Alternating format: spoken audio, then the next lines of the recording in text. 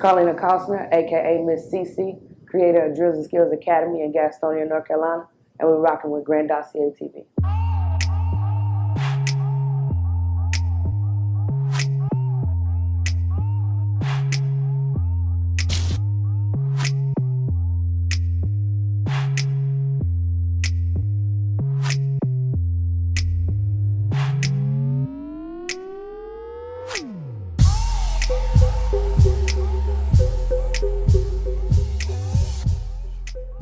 Welcome back to Grandosiá TV, where I have in front of me today Carleena Costner, the founder of Drills&Skills Basketball Academy here in Gastonia, North Carolina. Today we're going to talk about her program that she's putting on for the youth of today, for the next ones who may be able to make that next level to college or either high school, college, in the professional ranks by learning under her. Also, talk about the game today and what she thinks that is good, bad, that can be better in today's society with basketball or just in sports, period.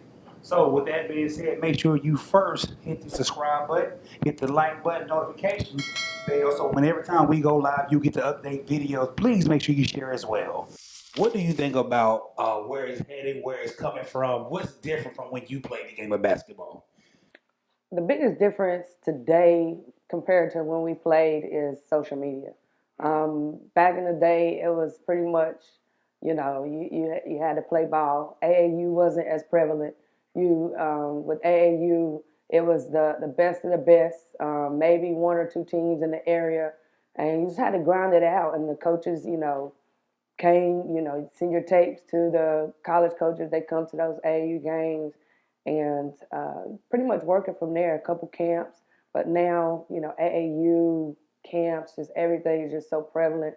Social media, it makes it easier to access the players, and that's the biggest difference. And I think with some of these kids, they kind of harp on that a lot, going with social media, just putting stuff out there, the glorification of it, which is okay, but back in my day, it was really a different level.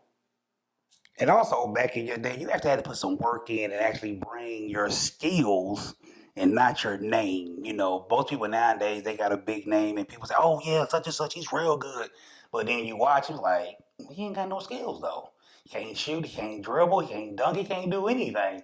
But the thing about your camp, I do like not just the part that says drill, but the skill part.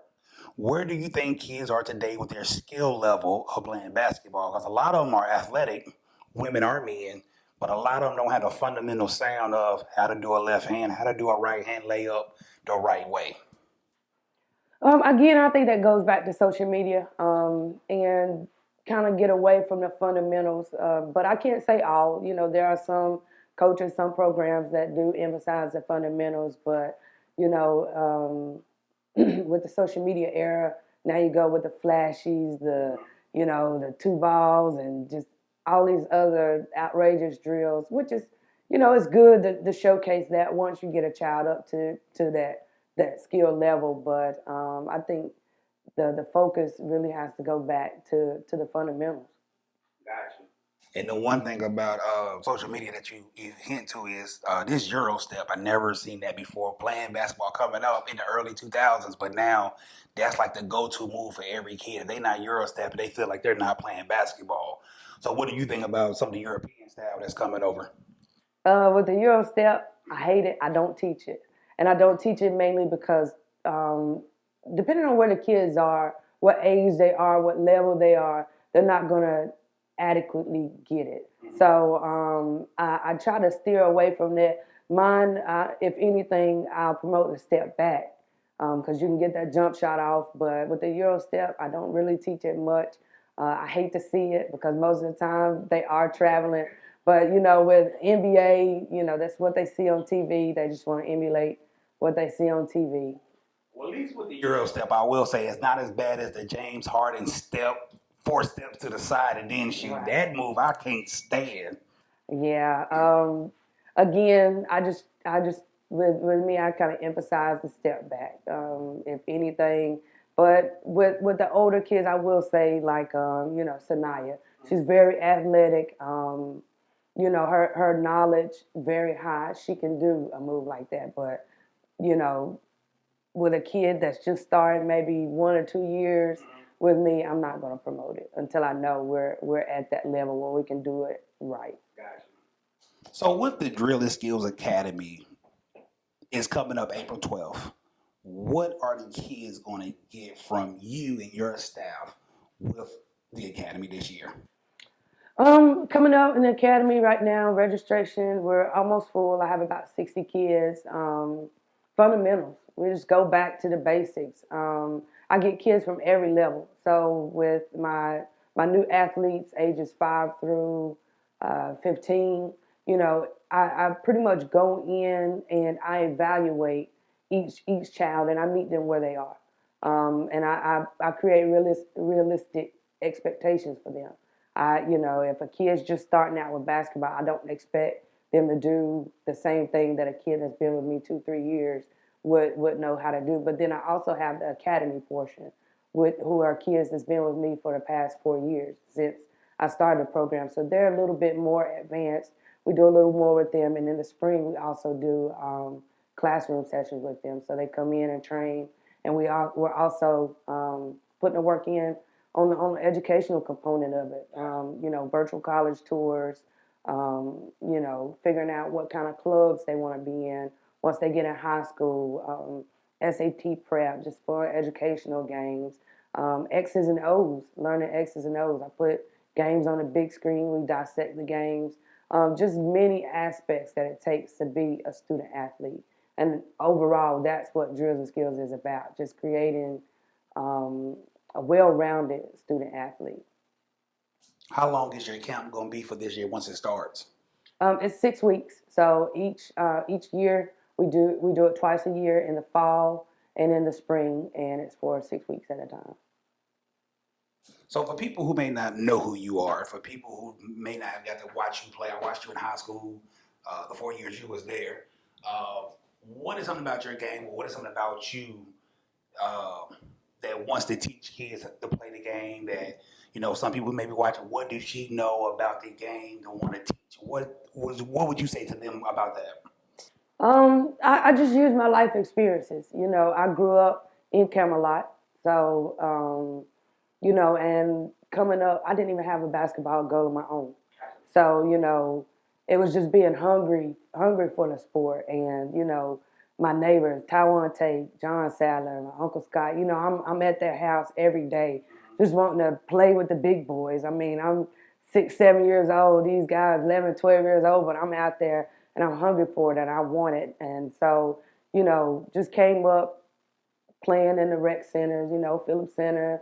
Um, Once I got a little older, I was a Y kid, just really getting in there, getting dirty. And I graduated from Huss. I got the scholarship at Appalachian State. I played there 4 years. Once I graduated, I came back and I got my master's degree in sports management.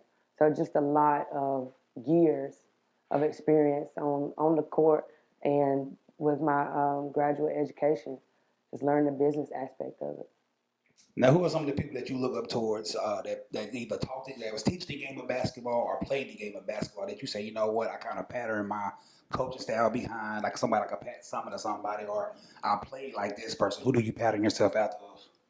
It's just so many. You have so many influences coming up. In middle school, when I would go to the Husk games, it was Monica Rozelle. I loved the way she played. So having the opportunity to go to Husk, play with Monica Christian. I mean, you got Nicole Woods, Tamara. I mean, so many ballers in one area, and you respect everyone's game. Each person brought a different dynamic to the game. So just embracing everyone's differences and just putting it all together and making it work. Coaches, I can't.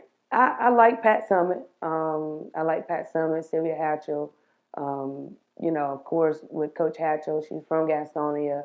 At Carolina, they had an amazing program. But you know, that was about. That's what I say about. Gotcha. So with now, with you being a female athlete, let's talk about some of the sports with female basketball. I know I see a lot of comparisons on social media with why does the WNBA and the NBA don't match up? As far as why don't women make some of the same amount of money that men make? Why doesn't the WNBA game uh, attract some of the same people like the NBA does? Because when y'all was in school, I would say when you played basketball, your games were more packed than the guy game were. Right. So what do you think some of the difference is? You think as far as what can make the WNBA or women athletics more appealing to the overall fan? Um, I just think that people have to buy into what's really going on. You know, with the men's game, they say, oh well, it's because they can dunk or whatever. But if you really sit and watch a women's game, it's exciting because of the intensity, the fundamentals. I mean, the women's game never strays from those fundamentals, just hard, all out grit. But it's just a respect thing too. A lot of people don't respect the women's game, so you don't get a lot of fans watching. You don't get a lot of people coming to the game. They assume, you know, if you're a man, if you don't have a daughter, then you're really not as in tune as you would be with the men's game.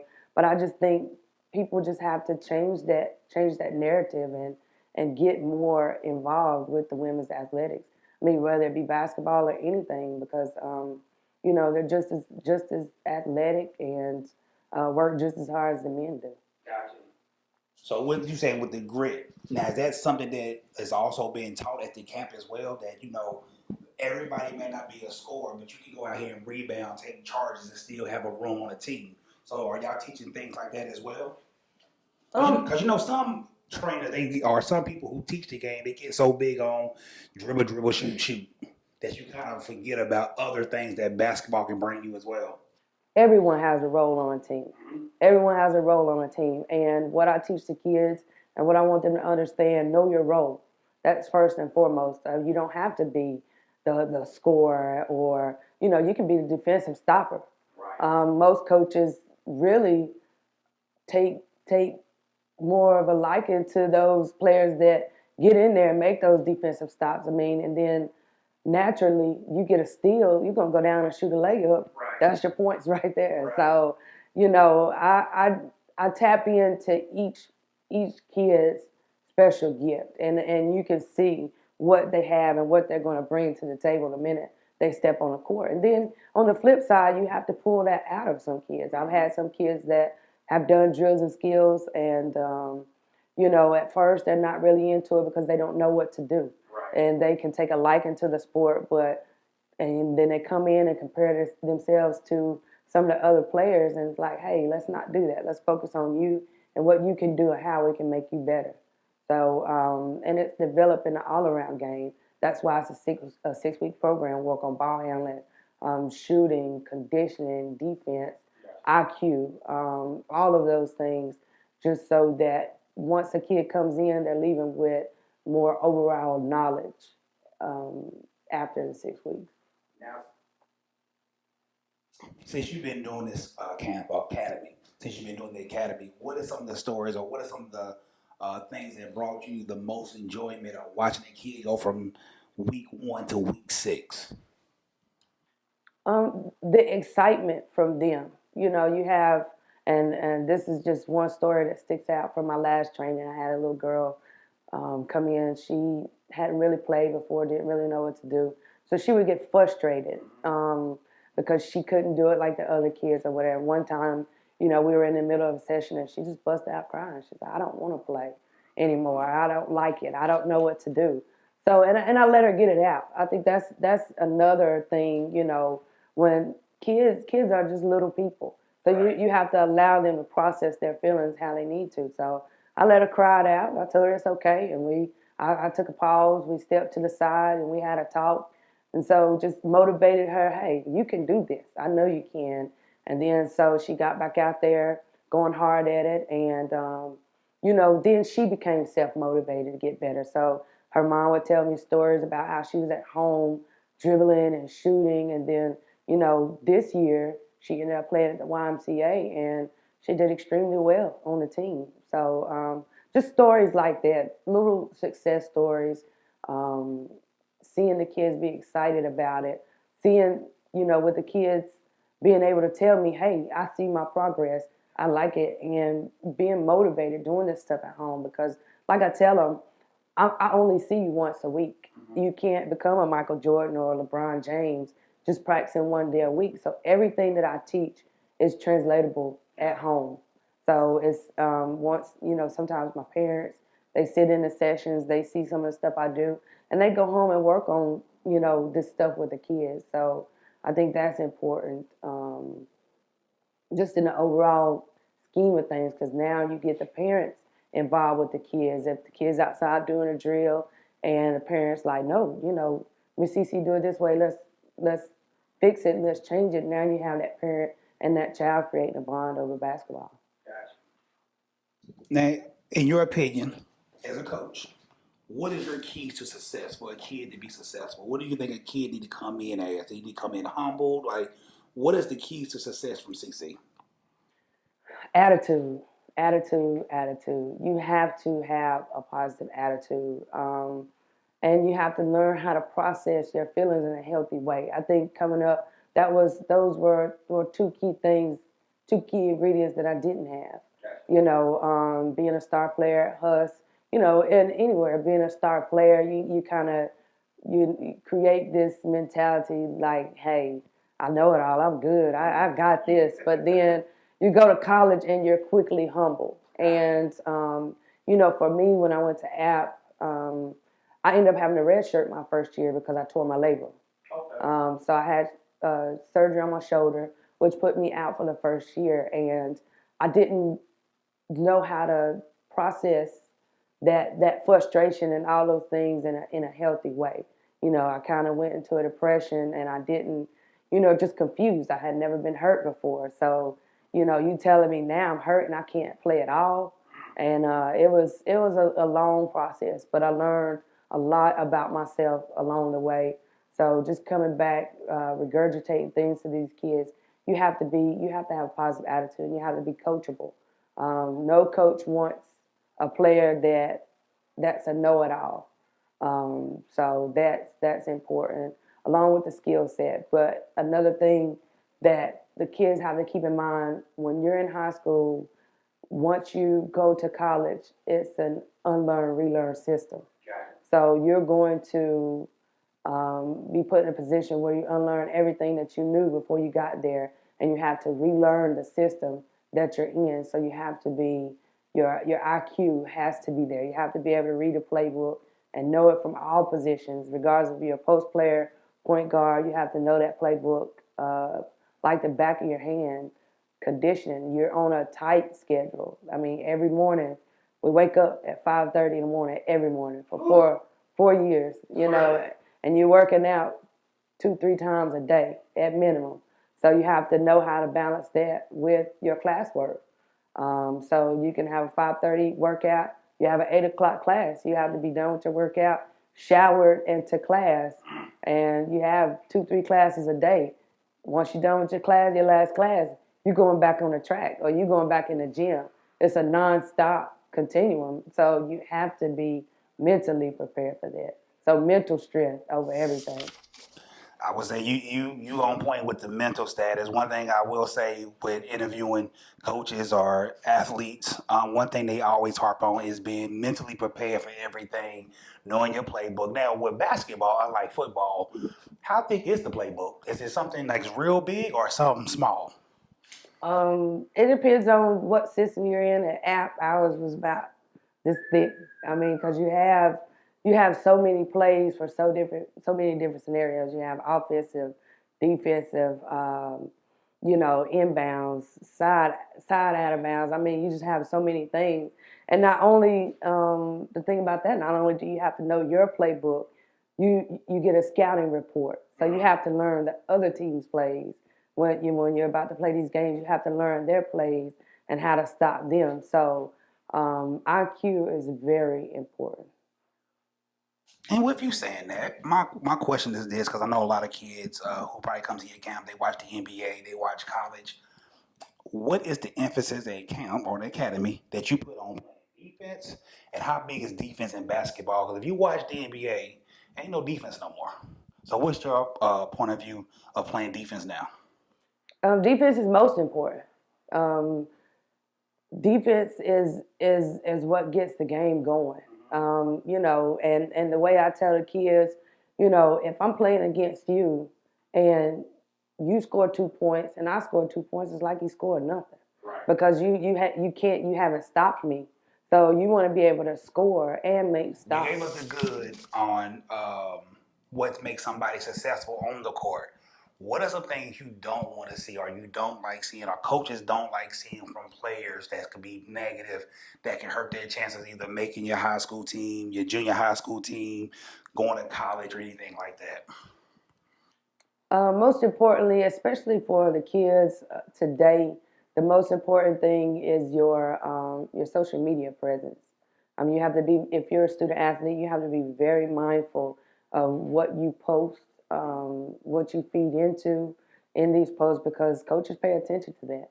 So that's going to be your number one thing: being mindful what you post and what you engage in, and how you carry yourself on social media. If you're a top recruit, and you have pictures of guns and just crazy stuff on your social media, yeah, you might as well kiss your opportunities goodbye. So I think that's the most important thing, especially now going to TikTok, Instagram, Facebook era. Just be mindful of what you post. So in other words, make sure it's keep it light, show a bunch of highlight reels of yourself playing the game that you love, and just stay away from the foolishness because I've seen a lot of kids post stuff that, you know, high schools had to tell them to take it down. School system stepped in. So you're right about that. That's not a good look for them. Where can we find you in case anybody want to come and be a part of the Drills and Skills Academy? You can email me at Carleena Carleena C at cityofgastonia.com, or you can follow us on Facebook and Instagram at Drills and Skills Basketball. So you have anything for the parents for them to know about what's going on, when it takes place, what they should look forward to as their kids come to and come out of your academy? For my incoming parents, I want you to understand that this is a progressive training. You can't, come in with the expectations of what you see on my social media, because those kids are kids that have been with me for the past 3-4 years. So just come in with realistic expectations for your child, but we're definitely going to get into the fundamentals, the IQ, the conditioning, their defense, and I'm going to meet them where they at, and then we're going to build from there. And hopefully, the way the program works, I always invite my parents back from the previous session just so we can stay on that continuum. So, hopefully the group that comes in, hopefully you're here to stay, and we just get better over time. We'd like to thank Coach Carleena Costner for stopping by, telling us about Drills and Skills Academy. Hopefully, everybody can make it out, sign up by April 12th. If not, hopefully in the fall time, they can make that something that their child should do for the fall. But in the meantime, make sure you hit the subscribe button, you like the channel, and you share and hit the notification bell so when we go live, you won't miss a single video that we put out. Y'all have a great day.